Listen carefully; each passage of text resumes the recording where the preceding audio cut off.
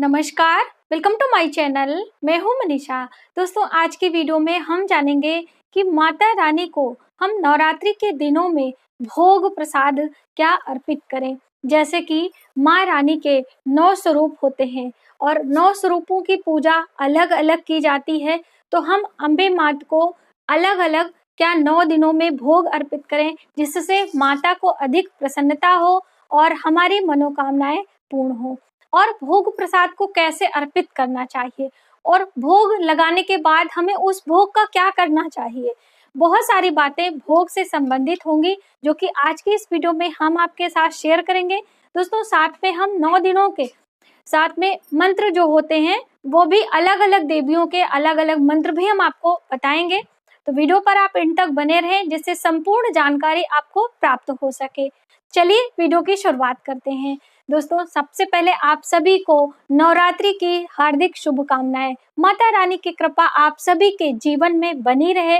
माँ अम्बे आपकी सभी मनोकामनाएं पूर्ण करें, ऐसी मेरी शुभकामना है।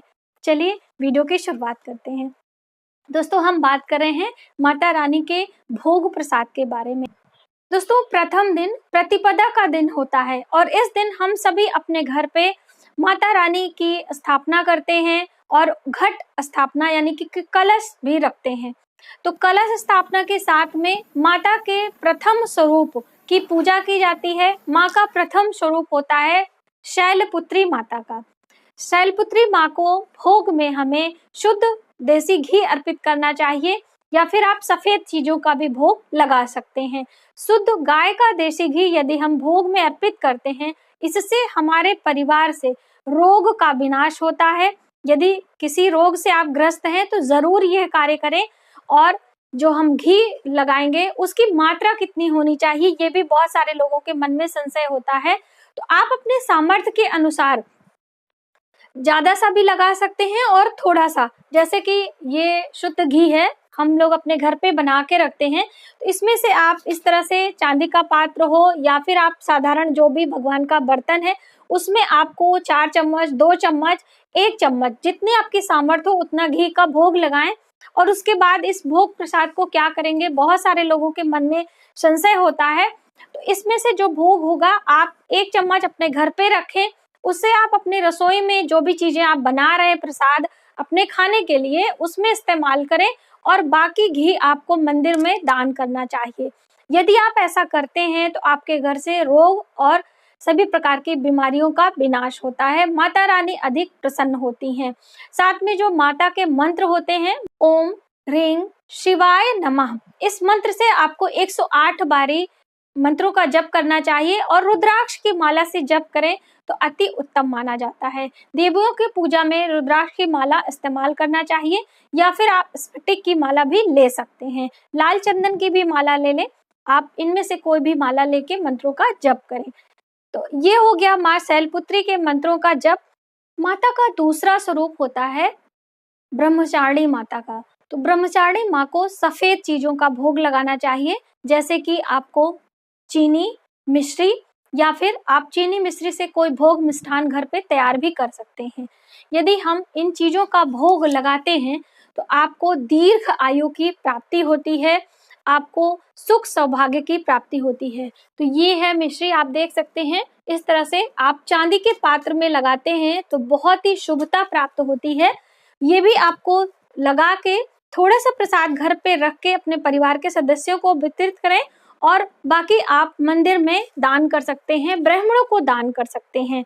ये सभी चीजें आप भोग लगा के एक पात्र में रखते जाएं, और फिर जब आप घर से बाहर निकले मंदिर दर्शन के लिए या कभी भी, तो आप इस भोग प्रसाद का दान कर सकते हैं। ऐसा करने से आपका आयु दीर्घ होता है और आपको सौभाग्य की प्राप्ति होती है। और दोस्तों, माँ ब्रह्मचारिणी का मंत्र कौन सा है वो भी हम जानते हैं। ओम ह्रीं श्रीं अंबिकाय नमः, इस मंत्र से आपको जप करना। तीसरा स्वरूप है माँ चंद्र घंटा का। तो माँ चंद्र घंटा को हमें दूध का भोग लगाना चाहिए। इस तरह से आप एक पात्र में दूध ले लें, लेकिन ध्यान दें कि जो हम दूध का भोग लगाते हैं ये पका हुआ दूध नहीं होना चाहिए। कच्चे दूध का भोग हमेशा देवताओं को अर्पित किया जाता है, चाहे आप अभिषेक के लिए इस्तेमाल करें या फिर देवताओं को भोग लगाने के लिए इस्तेमाल करें। कच्चे दूध का भोग लगाने से हमें ऐश्वर्य की प्राप्ति होती है, सौभाग्य की प्राप्ति होती है, हमारे जीवन में सुख समृद्धि आती है। इस तरह से आप दूध का भोग लगाएं और थोड़ा सा दूध आप अपने घर पे प्रसाद के रूप में रखें और आप अपने रसोई में इस्तेमाल कर सकते हैं। बाकी दूध आप मंदिरों में ब्राह्मणों को, गरीबों को दान कर सकते हैं। और माता रानी का मंत्र क्या है? माँ चंद्र घंटा का मंत्र है ओम ऐं श्रीं शक्तये नमः। इस तरह से आप मंत्रों का जप करें। चौथा स्वरूप है माँ कूष्मांडा का। तो माता कूष्मांडा के पूजन में आपको मालपुए का भोग लगाना चाहिए। मालपुआ जैसे हम लोग गुजिया बनाने के लिए मिश्रण तैयार करते हैं, उस तरह से मिश्रण आपको तैयार करना चाहिए और मालपुआ बनाकर माँ को भोग लगाएं, या फिर आप मावा का भी भोग लगा सकते हैं और इसको आप अपने घर में थोड़ा सा रखें और बाकी आप दान करें, जैसे कि मैंने शुरू में ही बताया है। और माता कूष्मांडा का जो मंत्र है वह इस प्रकार से है ऐं ह्रीं देव्यै नमः। ये कूष्मांडा देवी का मंत्र है। इस मंत्र से आपको 108 बारी जप करना चाहिए। मालपुए का भोग लगाने से हमारे घर में विद्या, बुद्धि और विवेक का आशीर्वाद मिलता है। हमारे घर में धन, सौभाग्य की वृद्धि होती है। इस तरह से आप जरूर करें। पांचवा स्वरूप है माता स्कंद माता का। माँ स्कंद माता का स्वरूप बहुत ही सौम्य होता है। उनकी गोद में कार्तिकेय भगवान रहते हैं और संतान की प्राप्ति के लिए इनका पूजन जरूर करना चाहिए। जिन माताओं बहनों को संतान की प्राप्ति नहीं हुई है, इनका पूजन पीले पुष्प से, पीले वस्त्र से और पीले रंग के भोग आपको अर्पित करना चाहिए। माता के पूजन में आपको केले का भोग लगाना चाहिए। तो इस तरह से आप केले का भोग लगाएं और मंदिर में ब्राह्मणों को दान देते हैं तो आपके घर में संतान सुख की प्राप्ति होती है। और यदि आपके पास पहले से संतान है तो संतान आपके बात मानती है, आपकी आज्ञाकारी होती है और आपके कुल वंश की वृद्धि होती है। तो माँ स्कंद माता के पूजन करने से हमारे संतान की घर में कुल वंश की वृद्धि होती है। ये आपने जाना। अब मंत्र कौन सा है माता स्कंद माता का, वो भी आप जाने। ओम ह्रीं क्लीं स्वामिनाय नमः। इस मंत्र का जप आपको 108 बारी करना होता है। इस तरह से करें और माता स्कंद माता का आशीर्वाद प्राप्त करें। छठा स्वरूप है माता कात्यायनी का। माँ कात्यायनी को कौन सा भोग लगाते हैं? शहद का भोग लगाना चाहिए। ये शहद, जिसे शुद्ध हिंदी में मधु कहा जाता है, तो मधु का भोग माता कात्यायनी को लगाने से हमें सौंदर्य की प्राप्ति होती है। तो आप सौंदर्य की प्राप्ति के लिए मधु का भोग लगाएं और शहद का दान आपको मंदिरों में करना चाहिए।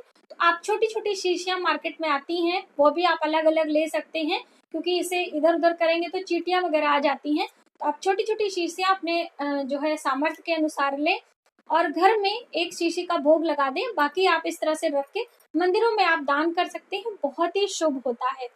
ऐसा करने से आपके घर में सौंदर्य की प्राप्ति, यानी कि सभी लोग बहुत ही सुंदर और सौम्य होते हैं। और माँ कात्यायनी का मंत्र कौन सा है वो भी आप समझे। ओम क्लीं श्रीं त्रिनेत्राय नमः। इस मंत्र का जाप आपको 108 बारी करना चाहिए। माता का सातवां स्वरूप होता है कालरात्रि माता का।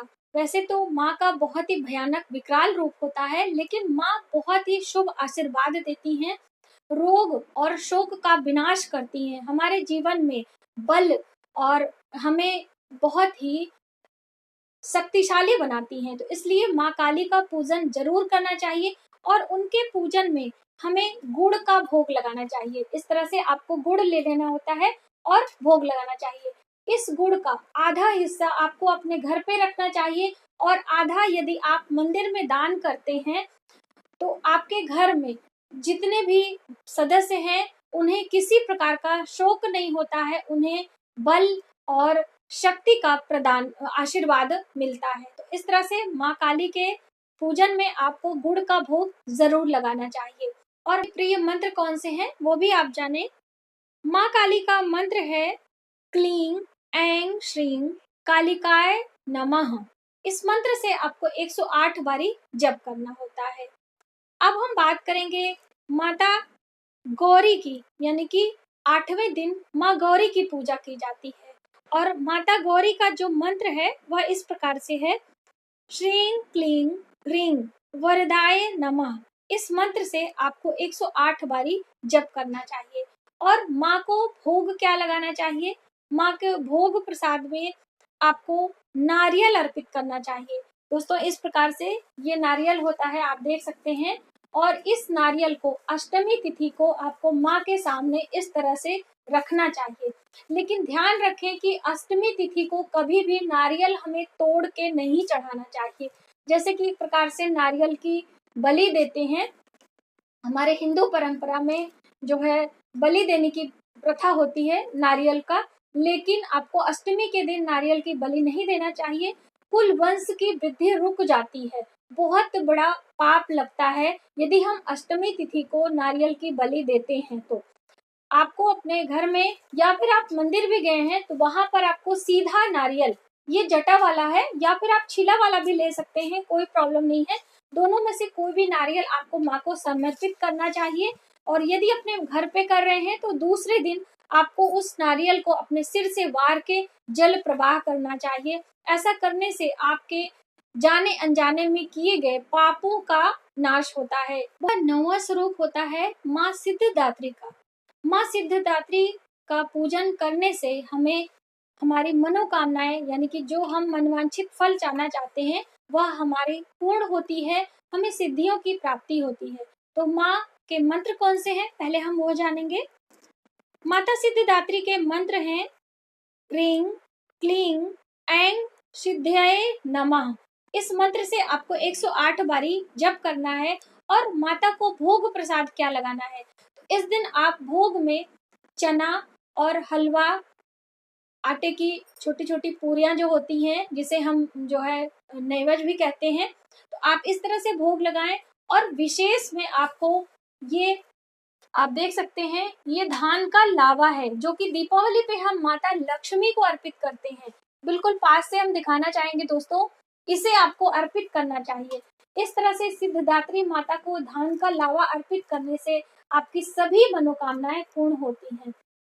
और इसे भी आपको थोड़ा सा अपने घर पे रखना होता है और बाकी मंदिर में आपको दान करना होता है।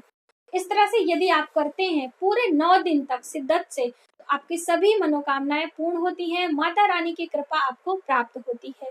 दोस्तों ये आपके सामर्थ्य और श्रद्धा के ऊपर ये सभी चीजें होती हैं। मान लीजिए आप इतना कुछ नहीं करना चाहते हैं, तो आप साधारण रूप से जो फल आते हैं, यहाँ पे मैंने कुछ फल लेके रखे हुए हैं, ये आप देख सकते हैं। मौसम के अनुसार मिलने वाले जो फल होते हैं वो आप भोग लगा सकते हैं। इसमें आपको मौसम में मिलने वाले, ये गर्मियों के सीजन में मिलते हैं।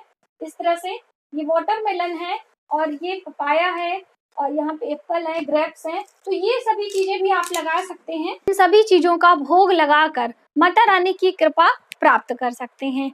आज की वीडियो में बस इतना ही। यदि हमारी जानकारी आपको थोड़ी सी भी हेल्पफुल लगे तो प्लीज हमारी वीडियो को लाइक करें, शेयर करें, सब्सक्राइब जरूर करें न्यू वीडियोस के लिए। जय माता।